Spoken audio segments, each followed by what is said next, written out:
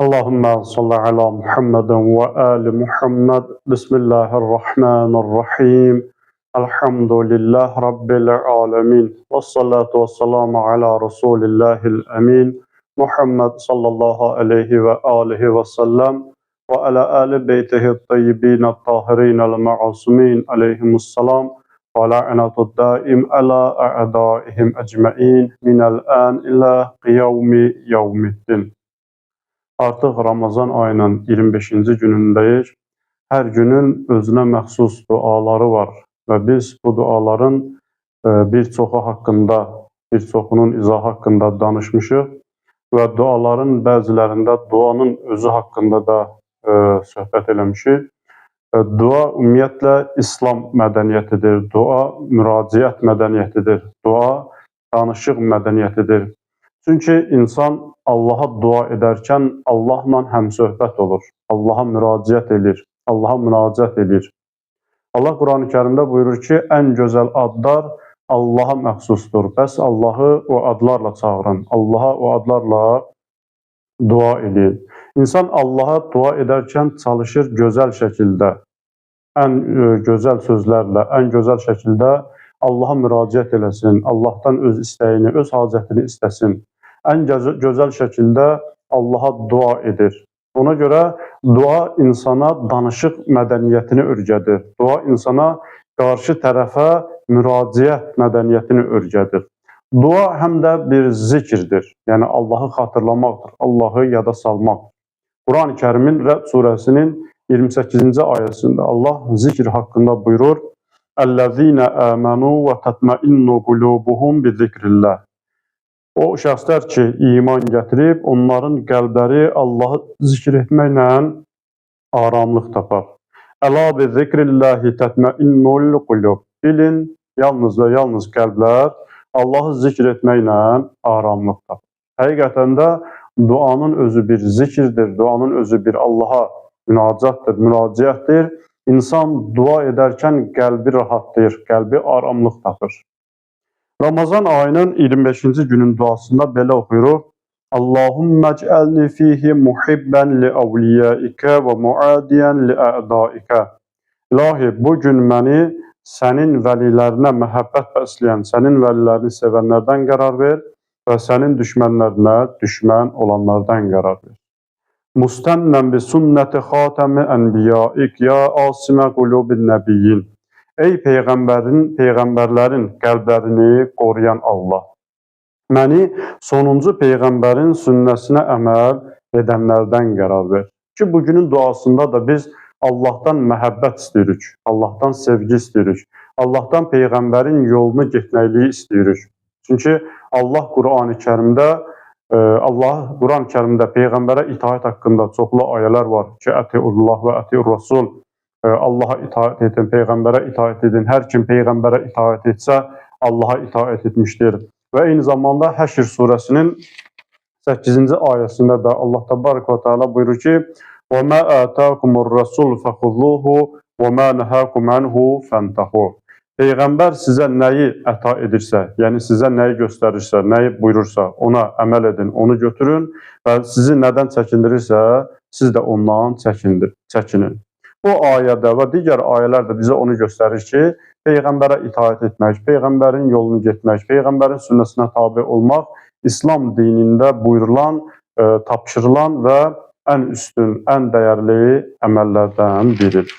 Bugünün duasında biz Allahdan peyğəmbərin sünnəsinə, sonuncu peyğəmbərin sünnəsinə tabe olmaq, yəni ona əməl edənlərdən olmağı Allahdan istədi. Ona görə istərdim elə bugünkü söhbətdə ümumiyyətlə sünnə haqqında biraz danışaq. Çünki biz İslam dəlillərinə baxanda, İslam mənbələrinə baxanda əsasən Quran və sünnəyə söykənirik. Və usul elmində də bu geniş bəhs olunur. Yəni İslamın dəlilləri, İslamın mənbələri əsasən iki hissədən, iki bənddən ibarət. Yəni Quran-ı Kərim və sünnə. İcmu və əql də bura daxildir ki, o bizim bəhsdən kənardır. Dedik ki, Quran və sünnə İslamın əsas mənbə və dəlillərindəndir. Quran-ı Kərim bilirik ki, Allah Taala'nın peyğəmbərə, sonuncu peyğəmbərə nazil etdiyi 23 il ərzində sonuncu peyğəmbərə nazil etdiyi kitabdır və Quran dedik ki, yəni ilk söykənəcəyimiz, ilk etimad edəcəyimiz mənbədir. Amma sünnəyə gəlincə, sünnə sözünün mənası qayda, qanun, yol, hökm mənalarındadır. Peyğəmbərin sünnəsi isə deyildikdə ki, biz ki deyirik ki, sünnə bizim üçün dəlildir, yəni Peyğəmbərin sünnəsi. Peyğəmbərin sünnəsi 3 hissədən ibarətdir. Birinci, əl-əqval deyirlər, yəni Peyğəmbərin sözləri. İkinci, əl-əf'al, yəni Peyğəmbərin etdikləri, əməlləri. Üçüncü, ət-təqrirat, yəni Peyğəmbərin qərarları. Ki, bunların arasında məsələ nədir, fərq nədir? Onlar haqqında xülasə məlumat verərik. Çünki usulul fiqh elmində bu haqda geniş bəhs olunur. Ki, Peyğəmbərin sözləri, onların araşdırılması, səhih olmayanlar ki, bu fiqh elminin mövzusudur və yaxud da ki, Peyğəmbərin əməlləri bizə nəyi öyrədir, bizə nəyə göstərir, nəyə dəlalət edir, Peyğəmbər bir məsələdə qərar verir ki, bunların hamısı geniş bəhs olunan məsələlərdəndir. Biz bugün yalnız biraz xülasə olaraq, yəni tanışlıq qismindən bu haqda danışarıq. Dedik ki, sünnə deyəndə birinci nəzərdə tutulur Peyğəmbərin əl-əqval, yəni sözləri. Sözlərdən də məqsəd nədir? Peyğəmbərdən nəql olunan hədislər və ya Peyğəmbərdən nəql olunan xütbələr və yaxud da ki, Peyğəmbər kiməsə hansısa bir sözü deyib, hansı bir şəkildə, yəni bir sözü deyibsə, bunların hamısı daxildir Peyğəmbərin sözlərinə, yəni əqvala. Məsələn, namaz haqqında Peyğəmbərin sözləri var, oruç haqqında Peyğəmbərin buyurduqları var, həc haqqında Peyğəmbərin buyurduqları var ki, ibadi əməllərdir. Və yaxud da ki, ictimai bir məsələlərdən biz misal çəkə bilərik. Məsələn, ticarətlə bağlı Peyğəmbərin buyurduqları var, ailə davranışı haqqında, böyük-kiçik davranışı haqqında, yəni valideyn haqqında, övlad haqqında və ümumiyyətlə də, yəni insan həyatında, insanın hər gün rastlaşdığı o məsələlər ki var, Peyğəmbər o mövzularda kəlam buyurub, söz buyurub. Yəni Peyğəmbər deyirlər ki, hədis. Məsələn, Peyğəmbər filan hədisdə belə buyurdu. Yəni Peyğəmbərin dedikləri, Peyğəmbərin sözləri bizim üçün nədir? Mənbədir, istinad yerimizdir və bizim üçün dəlildir. Bizim üçün nədir? Qaydadır, qanun. Sünnə deyəndə birinci olduğu Peyğəmbərin sözləri. İkinci, əl-əf'al dedik, yəni Peyğəmbərin əməlləri. Sünnə deyəndə ikinci qism Peyğəmbərin əməlləri. Əməllərdən də məqsəd, məsələn, Peyğəmbər bir mövzu haqqında bir hədis demir, bir kəlam demir, amma səhabələr görür ki, Peyğəmbər filan işi görür. Məsələn, belə bir misal çəkək. Səhabələr görür ki, Peyğəmbər yemək yeyən zaman yeməkdən əvvəl əllərini yuyur. Və yaxud da ki, Peyğəmbər yemək yeməmişdən qabaq yeməyi duzla başlayır. Amma halbuki, məsələn, bu təbii ki, bir misal çəkdik. Məsələn, Peyğəmbər yeməkdən qabaq əllərini yuyulması haqqında məsələn, bir söz deməyibsə, duzla başlaması haqqında bir hədis yoxdursa, amma səhabələr görür ki, Peyğəmbər yeməkdən qabaq əllərini də yuyub, eyni zamanda duzla başlayır. Deməli, Peyğəmbərin o etdiyi artıq nə sayılır? Sünnə sayılır. Yəni, bizim üçün bir qaydadır, qanundur, bir yoldur ki, biz də bu ədəb qaydalarına riayət etməliyik. Üçüncü, dedik, sünnəyə daxildir ət-təqrirat, yəni qərarlar. Qərarlardan məqsəd nədir? Məsələn, Peyğəmbər bir əməlin yerinə yetirilməsinə göstəriş verməyib və yaxud da ki, bir əməlin tərk olunmasına göstəriş verməyib.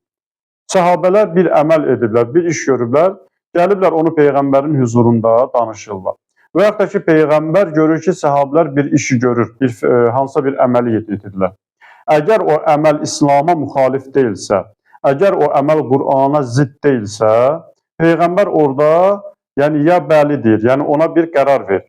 Məsələn, hansısa bir gözəl bir iş görüblərsə, Peyğəmbər nə edir? Deyir ki, bəli, bu əməl gözəldir. Yəni Peyğəmbər artıq səhabələr tərəfindən belə deyək, görülən bir işə qərar verir. Əgər İslam məntiqinə, Qur'an məntiqinə uyğunsa, Peyğəmbər onu bəyənir, qərar verir, yəni yerinə yetirilməsini dəstəkləyir. Yox, əgər həmin o əməl, həmin o söz, iş İslam məntiqinə, Qur'an məntiqinə ziddirsə, yəni Qur'anın əksinədirsə, Qur'ana müxalifdirsə, Peyğəmbər nə edir? səhabələri o işdən çəkindirir. Buna deyərlər təqrirat. Yəni Peyğəmbərin bir işdə verdiyi qərar. Bu 3 dənə məsələ: Peyğəmbərin sözləri, Peyğəmbərin əməlləri, Peyğəmbərin qərarı. Bu hər biri daxildir nəyə? Sünnəyə. Yəni bizim üçün ikinci söykənəcəyimiz yer, istinad etdiyimiz mənbə, dəlil sünnə idi. Sünnə də dedik ki, Peyğəmbərin etdikləridir, Peyğəmbərin dedikləridir və Peyğəmbərin qərarlarıdır. Bunu da qeyd edək ki, necə ki Peyğəmbərin sünnəsi bizim üçün istinad yeridir, söykənəcəyimiz yerdir, eyni zamanda Peyğəmbər əhl-i beytindən olan 12 imamın da sünnəsi, yəni 12 imamın da sözləri, dedikləri, əməlləri, qərarları bizim üçün sünnə sayılır. Yəni bizim üçün istinad mənbə yerimiz sayılır. Bir hədisi bu sünnə ilə bağlı qeyd etmək istəyirəm. İmam Rıza əleyhissalam buyurur: "La yekunul mu'min mu'minan hatta yekuna fihi thalathu khisal." Bir mömin olmaz, onda 3 xislət olmayınca. Yəni 3 xüsusiyyətə, 3 xislətə sahib olmayınca o mömin sayılmaz. Olmaz. Sünnətü min Rabbihi və sünnətü min nəbiyyihi və sünnətü min vəliyyihi. Birinci, Allahdan olan bir sünnə gərək onda olsun. İkinci, Peyğəmbərdən olan bir sünnə onda olsun. Üçüncü də ki, min vəliyyihi, yəni Allahın vəlisi və ya Peyğəmbərin vəlisi ki, məqsəd imamlar. Yəni insan Allahdan bir sünnə öyrənməlidir, Peyğəmbərdən və imamlardan. Bunlardan üçü, yəni o şəxsdə cəm olmasa, imam buyurur ki, o şəxs mömin olmaz. Amma deyir ki, fəəmmə sünnətü min Rabbihi. İndi o yol ki, o sünnə ki, Rəbbindən əldə etməlidir, öyrənməlidir. O nədir? Fəkitmanu sirrihi. Sirləri gizlətmək. Ki, Allahın da sifətlərindən biri nədir? Əllamu səttarul uyub. Yəni, eybləri örtən. Ona görə mömin kiminsə eybini, kiminsə yanında faş etməməlidir. Mömin gərək sir saxlamağı bacarsın. Bu yerdə Həzrət Əmir-əl-Müminin əleyhissalamın gözəl bir hədisi yadıma düşdü, nəql etmək istəyirəm. Əmir-əl-Müminin əleyhissalam buyurur ki, biri ilə dostluq edən zaman bütün sirlərini ona vermə. Niyə? Çünki ola bilər, sabah düşmən olarsan, o həmin sənin sirrini sənə qarşı istifadə edir. Və ya biri ilə düşmənçilik edirsən, düşmənçiliyi o həddə elə ki, sabah o ilə dost olarsan, o düşmənçiliyə görə utanmayasan. Yəni, insan qarşı tərəfə, fərqi yox, kim olursa olsun, bütün sirlərini ona deməməlidir. Eyni zamanda da mömin olan şəxs kiminsə sirrini gizlətməyi, kiminsə sirrini saxlamağı bacarmalıdır. Əgər sir saxlaya bilmirsə, imamın buyurduğuna görə o şəxs mömin ola bilməz. Sonra buyurur ki, وَأَمَّ سُنَّةِ مِنْ نَبِيِّهِ. Peyğəmbərdən öyrənəcək o sünnə ki var, o yol ki var, qayda ki var, nədir? فَمُدَارَاتُ النَّاسِ. İnsanlarla gözəl davranmaq, insanlarla gözəl əxlaqla davranmaq. Ki, Allah Quran-ı Kərimdə Peyğəmbəri vəsf edən ayələrin birində buyurur ki, Peyğəmbərə İnnəkə lə'alə xuluqin əzim. Ya Rasulun, həqiqətən sən böyük əxlaq sahibisən. Ona görə biz gözəl davranışı, gözəl əxlaqı Peyğəmbərdən öyrənməliyik. Böyüklərlə davranışı, kiçiklərlə davranışı, hətta hədislərdə nəql olunur ki, biz salam məsələsinə o qədər əhəmiyyət vermirik. Amma hədislərdə nəql olunur ki, Peyğəmbər hətta uşaqlara belə ilk salam verərdi. Və Peyğəmbəri salam verməkdə heç kim qabaqlaya bilməzdi. Ki, Peyğəmbər gözəl əxlaq sahibidir və bizim də Peyğəmbərdən öyrənəcəyimiz məsələ nədir? İnsanlarla gözəl davranmaq. وَأَمَّ السُنَّةُ مِنْ وَلِيِّهِ. Amma vəlisindən, yəni Allahın vəlisindən öyrənəcəyimiz o sünnə, o qayda nədir? فَالصَّبْرُ فِي الْبَأْسَاءِ وَالدَّرَّةِ.